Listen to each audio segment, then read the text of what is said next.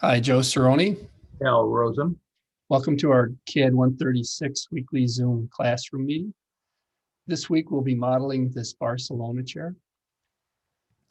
The chair image is located in chapter 15, and what I did was I attached the image to the drawings, but we don't really need to do that. But I'll show you the technique. If I go to the content tab, and then I download this exercise 15-1A, and then I download these other two files.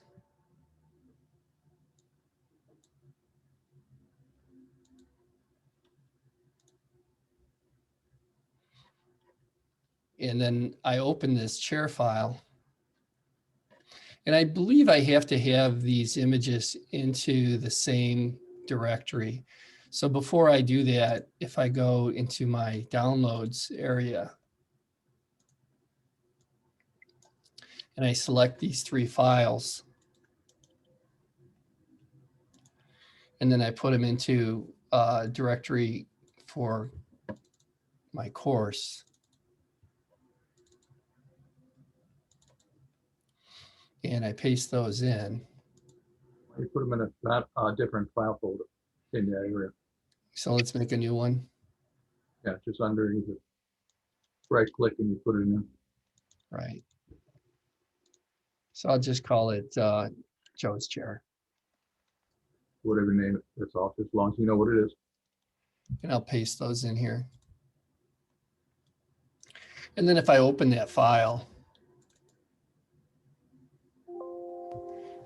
you can see that the external references didn't link, so I'll have to fix them. And to do that, what you can do is you can right click on them and then attach from the directory that we've put them in. So Joe's chair. And so we'll say 15-1. And then it looks like it's going to make me re-put this on here. So I'll just say, okay. And I'll come here, make it about the size. We're not going to be tracing over it. And then I'll do the same thing for 15-3. I'll just right click on it and I'll attach it. If you don't get the attachment to work, you can always open the book and read the book. But this is a technique to be able to take image files and then just be able to kind of trace them if we wanted to. But I'm just going to use it to read. So with that, with this file, and we've got our recording running right now, we're going to go ahead and model this. If we look at the textbook chapter, we start by creating this file, chapter 15, exercise -1. We have the units set to architectural and the drawing limits and the grid display and the grid and snap. And we have a couple of layers, very fundamental stuff. They made a fabric layer in a metal for the chair. And so this would be your fabric layer for the cushions. And then they set this facet resolution. I don't think that's really a big deal right now, so we're not going to worry about it. And then we drew these cushions here. And it's just according to the model that they have here. So it's certainly workable. You can draw a horizontal line and a vertical line and then use the offset, trim, and fillet commands to create the geometry. When I drew it, I tweaked the polar settings. And so in the polar settings, I made the increment angle 10 degrees because they have this 10-degree line here. And so when you draw this line from that intersection, you can track it at 10 degrees. And so that'll make it a little bit easier. But it's just a chair. It's a, you know, we're not the manufacturer, we're the interior designers of it. And so this is the layout, and it's got these two red components here, and those are on the metal component for the chair. So we've got the bottom of it, which is metal, and then this is metal, and this is our fabric layer. You can lay it however you want if you look at the pictures right there. And then as we go through our content, that's kind of what they did. They laid this arc out very carefully with a 3-point arc. And what they did was say 0.1, 0.2, excuse me, is 2 points in a radius. So point radius. And I was able to kind of get that to work, but even if you don't get it to work perfectly, you can just kind of scooch things around. So what I found was that if you click on it and then you can move these with grips if you need to. But for right now, this is great. So we've got our geometry created for that. And so we create these metal bars for supporting the chair. And then it has us do these little rectangles that are 2 inches by 1/2 an inch. And then they're going to just extrude those across. And so really we're in pretty good shape. All we're going to do is to do the modeling component. You can see they kind of have the widths and things set kind of specifically. And so they're going to extrude the cushions 36 inches and the legs 2.5 inches and the supports 31. So 31 plus 5 is going to be 36. And so everything should meet up like this. And then our biggest issue will be to make sure that we use a region or a closed polyline and we get those to extrude. So let's extrude those. We'll come back here to our part. We'll get an isometric view. And then we'll make the layers current. So I'm going to make that layer current. And then I guess I'll keep it blue. I was kind of thinking maybe a different color would be better. But as we look at it, these construction lines right here won't be necessary. And so I'm going to make a layer. I'm going to make the layer just called off. And that way, if I need them back later, I can get them. So I've got this layer. I named it off. And then I'm going to just turn that layer off. And I'll use it as a place to park some of my sketches that I don't need. And so I'll put these on layer off. Yes. And then I'll put these on layer off.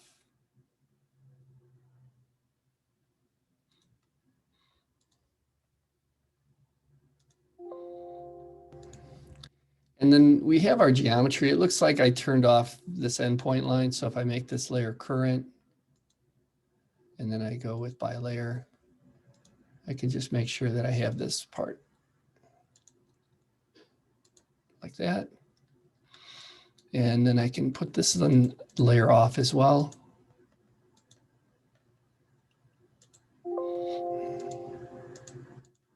And that too.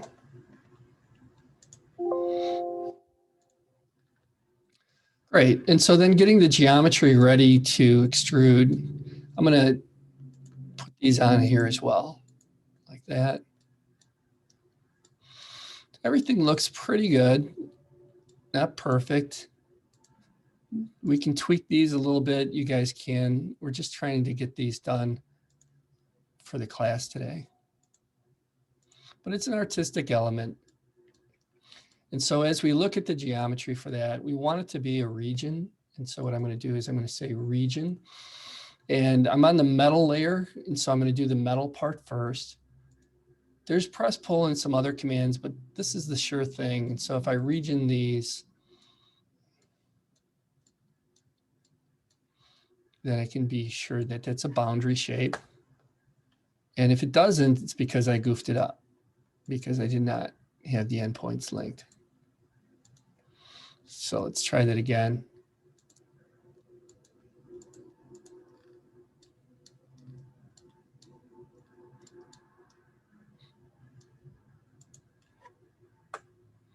And if it did work, it'll be a solid shape like that. So that's great. And we're going to do the same thing to this one here. So we'll say region. Because remember, when you're solid modeling, you need boundary shapes. You can't have any gaps. You can't have anything. Excuse me.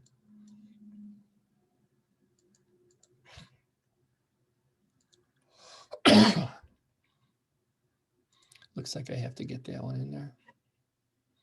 And it's not quite able to work here. I'm going to need to make one more line.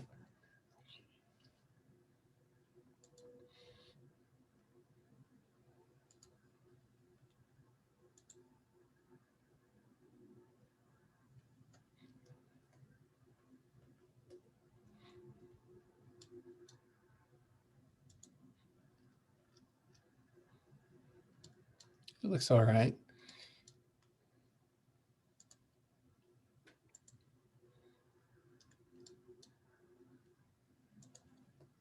All right, let's try that again. I'm sure we'll get it to go.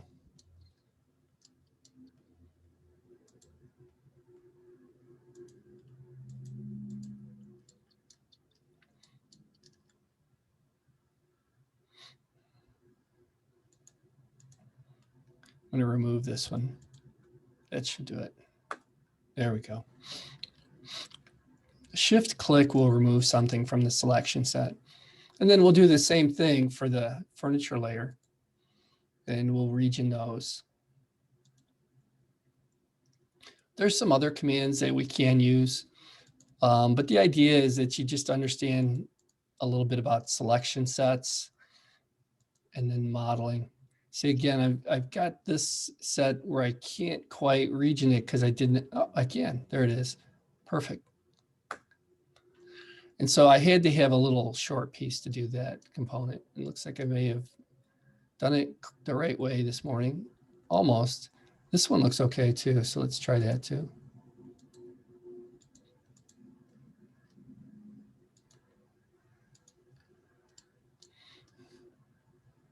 There's a lot of different ways to do this.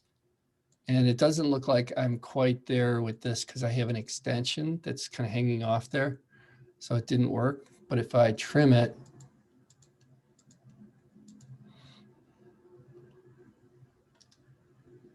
there we go. And then I get rid of that. Sometimes getting rid of things can be a little difficult. Use your selection sets, a blue window versus a green window where you can just select everything within the area. And then I'll try it one more time. You just kind of have to work on it.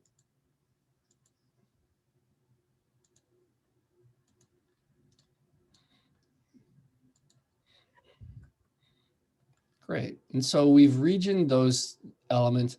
I don't need this line here, so let's just go put that on our off layer.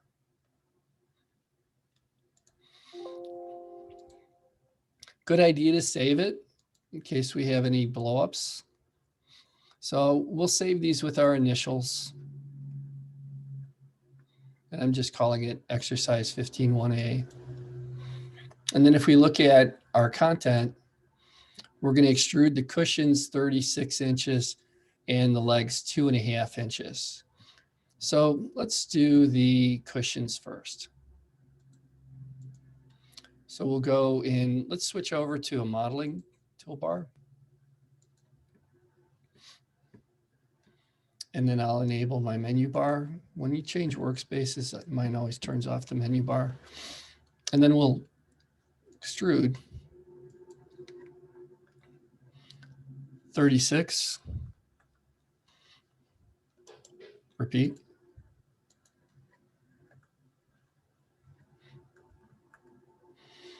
And then we'll switch the layers because it will extrude them on the layers that was there. So we were on that furniture layer. We'll switch over to the metal layer. And then we'll extrude these 2.5 inches. And so we'll say extrude 2.5. Repeat.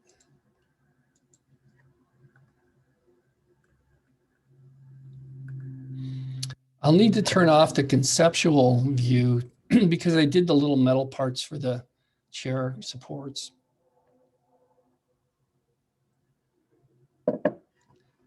So going to wireframe and then looking in here, you'll see there's this red area here. And what I'm going to do with that is I'm just going to 3D move it. And I'm going to move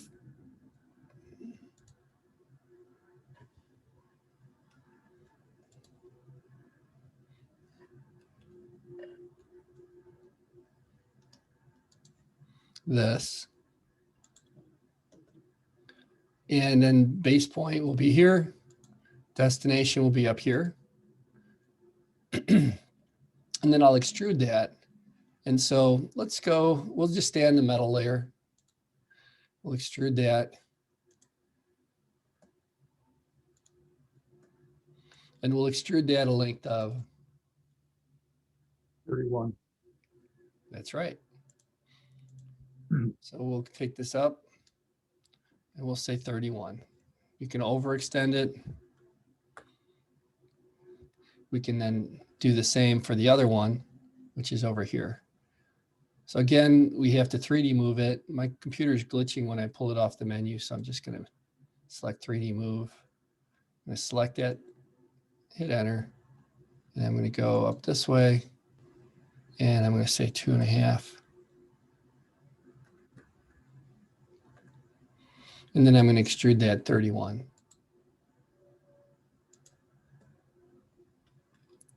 And just be careful, if it snaps, it might grab it. And so just put the cursor in an area where it's not grabbing any geometry, 31 inches.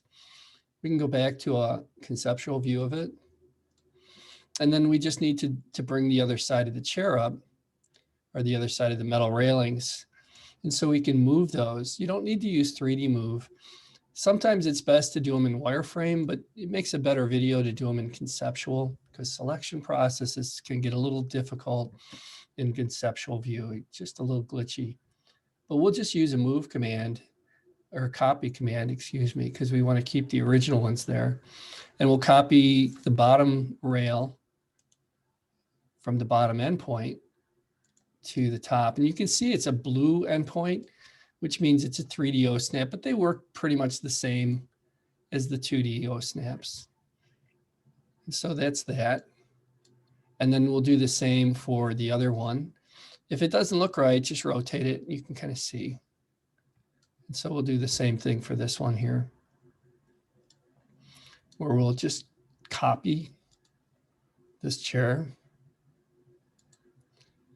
enter. And then I'm just going to copy it. This one's a little bit trickier. I'm going to use the same endpoints that I used on this one, because it's kind of in a funny spot. And so by going and saying, all right, copy it from the bottom of this to the top of this, it's a much better location. And I'll hit escape. All right. And then once we have those components set, I'm not going to union them, although if we do the 3D printing, what I'd probably do is print the metal, and then I'd print the cushions separate. So I'd probably print this in three different pieces. I would do it at a scaled size. But what we can do is we can 3D rotate this. And I'm not sure if I like that, so I'm just going to say 3D rotate. The move gizmo should be the same one, and I'll select everything. And if you get something you don't want, you just shift click on it to remove it, hit enter, and then try to rotate it about this point right here, something on the floor.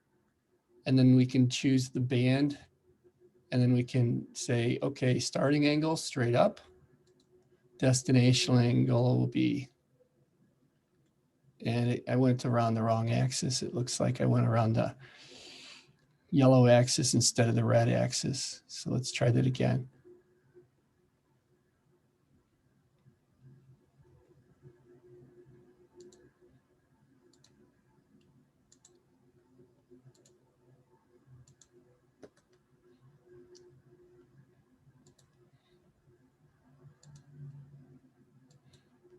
There we go.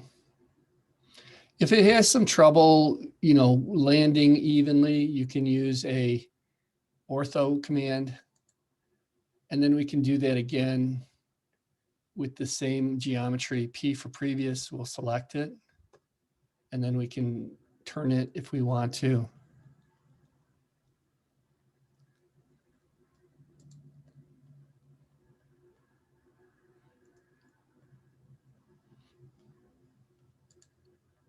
Well, it's one of those days.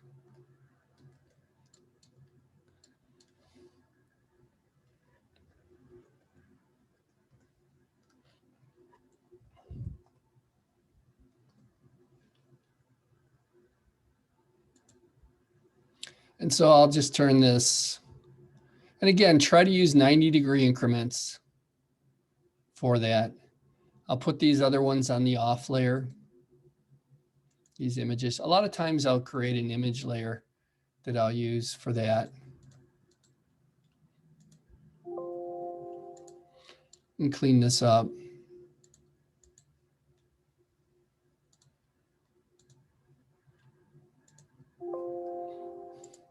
And then I'll display the geometry on my floor plan page or whatever page. Double click in the viewport, double click the middle mouse wheel, grab an isometric view,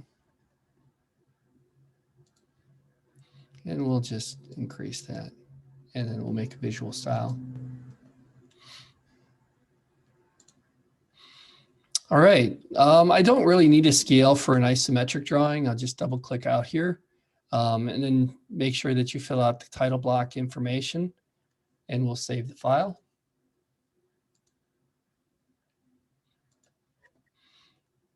I'm going to keep one of them that's not completed so that I can do this again. And that completes the video for creating the Barcelona chair in Chapter 15. I'm going to stop the video and open things up for questions.